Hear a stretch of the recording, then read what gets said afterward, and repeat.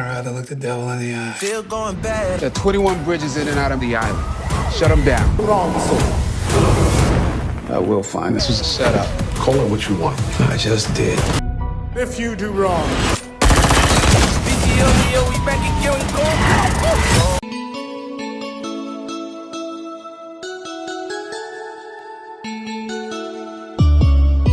Di video kali ini, kita akan menonton film drama kriminal dan thriller tahun 2019 yang berjudul 21 Bridge. Tanpa banyak spoiler di awal, santuy dan nikmati sambil minum kopi. Film dimulai dengan khotbah dari seorang pendeta di sebuah gereja lokal di Manhattan. Seorang anak laki-laki sedang duduk bersama kerabatnya dan berduka atas kematian ayahnya di sana. Pendeta itu memuji almarhum ayahnya, yang dibunuh dalam aksi oleh 3 pelaku. Anak berusia 13 tahun ini, Andre Davis, sedih melihat peti mati ayahnya di gereja. 19 tahun kemudian, dia juga menjadi detektif di Departemen Kepolisian New York seperti ayahnya dan mendapatkan reputasi membunuh 8 pembunuh polisi paling berbahaya dalam karirnya. Hari itu dia sedang diselidiki dalam penembakan terakhirnya terhadap 4 pembunuh polisi yang mematikan. Dia membenarkan dirinya dengan mengatakan bahwa Departemen Kehakiman telah membebaskannya dari misinya dan menembak para pembunuh di tempat. Setelah meyakinkan tim penyelidik urusan internal di kantor, dia pulang untuk merawat ibunya, Vonetta Davis. Siapa pasien demensia? Adegan bergeser kedua penjahat, Ray dan Mitchell, menahan pemilik toko anggur di bawah todongan senjata untuk memberi mereka 30 kg kokain yang disimpannya. Saat mereka memukulinya, dia memberi mereka kunci freezer. Tempat barang-barang itu disembunyikan. Ketika mereka pergi ke sana, mereka kaget melihat jumlah paket kokain.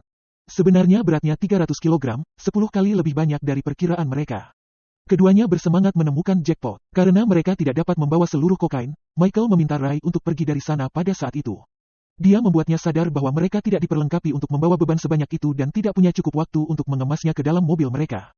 Tapi Ray mulai mengisi tasnya dengan paket kokain sebanyak mungkin. Tiba-tiba mereka mendengar ketukan di pintu. Ada beberapa petugas polisi di depan pintu yang datang ke sana untuk minum. Saat pemilik tidak membukakan pintu, mereka mulai memeriksa bagian dalam toko. Akhirnya, mereka mengetahui bahwa perampokan sedang terjadi di sana. Petugas mendobrak pintu dan masuk. Ray menembaki mereka dan mulai membunuh mereka satu persatu. Ketika mereka meminta bantuan, mereka juga membunuh mereka dengan senjata otomatis mereka.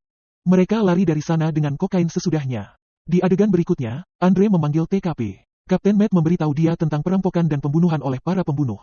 Andre menyampaikan belasungkawa kepadanya dan timnya.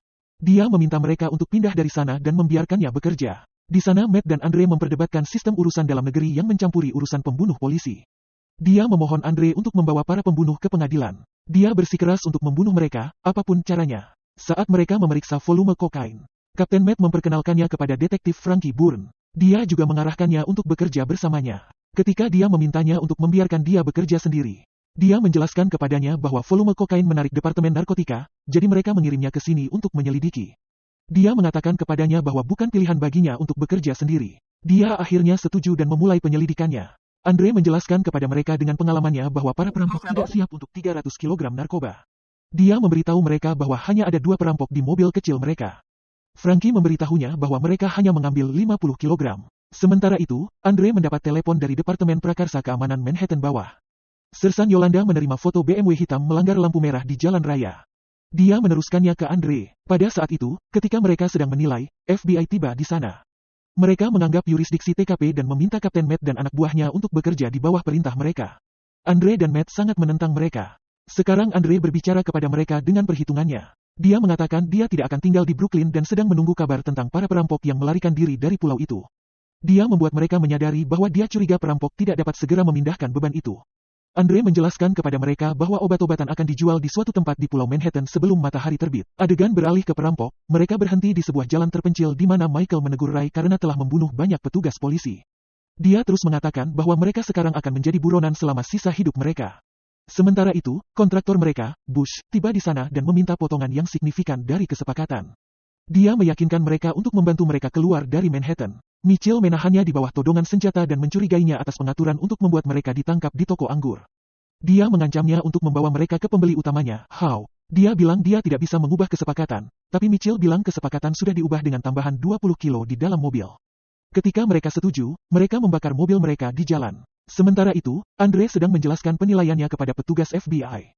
Tiba-tiba seorang polisi memanggil namanya dan memberitahukan bahwa ada laporan pembakaran BMW hitam 2 pintu di Chinatown, Manhattan. Dia meminta FBI untuk mengunci pulau Manhattan sepenuhnya. Petugas FBI setuju untuk mengunci pulau, tetapi dengan satu syarat, tersangka ditangkap paling lambat jam 5 pagi. Sekarang mereka mengunci semua 21 jembatan di pulau itu sampai jam 5 pagi. Mereka juga menutup semua jalur transportasi keluar masuk pulau. Mereka mulai berpatroli di sungai, memblokir terowongan, dan menutup stasiun kereta bawah tanah dan kereta. Di adegan berikutnya, Bush membawa Michael dan Ray ke pembeli utama, How. Dia bertanya kepada mereka tentang permintaan mereka dan tertawa ketika mereka mengatakan $1 juta.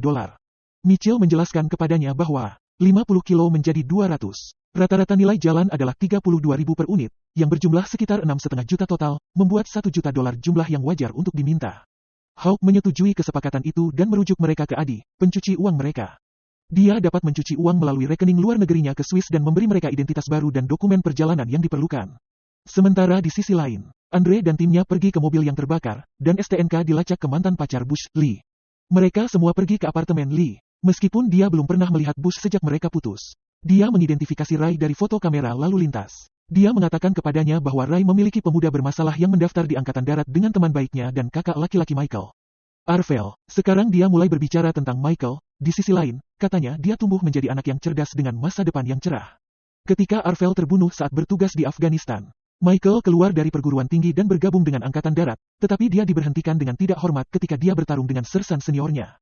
Setelah mendapatkan informasi ini, Andre meninggalkan dia dan apartemennya. Di adegan berikutnya, Michael dan Ray pergi ke apartemen Adi, tempat mereka menonton saluran berita dan mengetahui bahwa polisi telah mengenali mereka.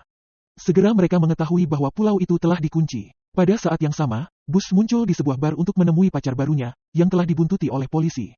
Tetapi ketika Andre dan Frankie bisa sampai di sana, seorang sersan mendekati Bush dan membalas dendam untuk para perwira yang terbunuh dengan membunuh Bush secara instan di bar utama. Andre mengonfrontasi sersan tentang penembakan itu, meningkatkan argumen dan meninju wajahnya karena melakukannya. Kembali ke apartemen Adi. Adi mentransfer uang ke rekening luar negeri atas nama fiktif Ray dan Michael. Dia menginstruksikan mereka untuk bepergian dengan bus ke Miami. Tiba-tiba mereka mendengar ketukan di pintu. Ada polisi di luar, dipimpin oleh Letnan Kelly. Mereka mendobrak pintu baja Adi. Adi terluka parah dalam baku tembak berikutnya, jadi sebelum meninggal. Dia memberi Michael 2 flash drive dari komputernya dan kata sandi yang sesuai. Andre berjalan ke sana dari Lunge dan tiba tepat pada waktunya dan menemukan Michael dan Ray yang sedang berlari keluar dari apartemen Adi. Ray tertembak dalam pertukaran tembakan. Dia bersikeras bahwa dia dan Michael harus berpisah karena tetap bersama akan membuat mereka terlalu mudah untuk dilacak. Andre mengikutinya sementara Frankie mulai mengikuti Mitchell. Terlalu terluka untuk terus berlari, Ray dengan cemas duduk di ambang pintu, di mana dia salah menembak pria lain sebelum Andre membawanya keluar. Michael bersembunyi di antara bangkai daging beku dan melucuti senjata Frankie menggunakan gagang senjatanya, lalu menggunakannya sebagai tameng saat dia memegangnya di bawah todongan senjata. Frankie mendesak Andre mengambil gambar, tetapi Andre menolak dan malah mencoba untuk berbicara dengan Michael. Dia merujuk catatan layanan Michael, menyebutkan bahwa dia mencoba mengikuti teladan saudaranya Arvel, dan mengakui bahwa semua pembunuhan sejauh ini adalah perbuatan Ray. Saat mereka berdua berbicara, Michael menunjukkan serangkaian kejadian yang mencurigakan. Dia terus mengatakan bahwa di toko anggur, pekerja memeriksa jam tangannya tepat sebelum polisi muncul. Dan mereka mengetuk pintu pelan-pelan yang tidak akan terjadi saat menanggapi panggilan perampokan. Dan kemudian Adi memberinya drive sebelum meninggal. Setelah itu, Michael mundur melalui pintu besi, melepaskan Frankie dan kabur. Dia pergi ke hotel terdekat, di mana dia menyandera tamu di kamarnya dan menggunakan laptopnya. Michael menggunakan kata sandi yang diberikan Adi kepadanya dan melihat bahwa polisi di Polres 85 telah terlibat dalam perdagangan narkoba. Karena file menunjukkan setiap petugas yang korup dengan nomor lencana mereka, Michael mengubah penampilannya dengan bercukur baru dan berjalan keluar. Dia mengubah rute melalui dapur tetapi teridentifikasi di sana. Michael berlari, mendengar sirene mendekat, dan akhirnya, Andre mencapainya. Mereka jatuh karena mobil polisi. Tetapi Michael bangun dengan tergesa-gesa meninggalkan tas uangnya, dan diselamatkan dari tembakan ketika Andre turun tangan. Dia terus berlari dan mencapai stasiun kereta bawah tanah, di mana kereta telah memulai kembali operasinya setelah jam 5 pagi. Andre mengikutinya di kereta dan menemukan dia bersembunyi di sudut. Kebuntuan terjadi antara Andre dan Mitchell, dan dia meyakinkan dia untuk menyerahkan dirinya setelah berjanji untuk membuatnya tetap hidup. Saat dia menurunkan senjatanya dan menyerah, Michael ditembak dari belakang oleh Frankie, yang mengaku mengira Andre dalam bahaya. Michael membisikkan sandi kepada Andre dan menyerahkan flash drive. Saat mereka kembali, Andre menjadi semakin curiga terhadap Frankie daripada sebelumnya. Dia meminjam ponsel Frankie dan menemukan bahwa dia menelepon Letnan Kelly tepat sebelum apartemen Adi digerebek.